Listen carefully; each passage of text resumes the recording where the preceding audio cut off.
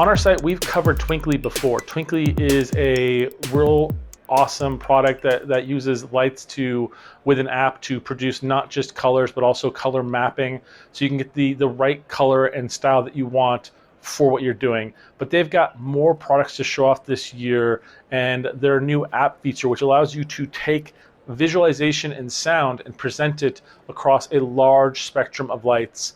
They actually connected it to a DJ stand at CES, and you can just see how he's able to affect the lights in the background on the wall of all the light. It's really breathtaking. Another really cool one they have is their new lights cubes. These light cubes are able to present images in a larger scale across many of them. They sell them in packs of 6, but you can buy more and more and then produce this really interesting imagery on the back wall of your room. You can basically use it to extend the visual space on your TV or your monitor for gaming, and you can present that on the wall like they did here. It is really cool, and I'm super excited to try these out and see what they look like. But wow, these are an amazing technology to see come out of CES from Twinkley. I know, like, for the past, I knew them pretty much as like, you know, like Christmas lights and wall lights, but this is taking it to an entirely new level, and I think it's really awesome.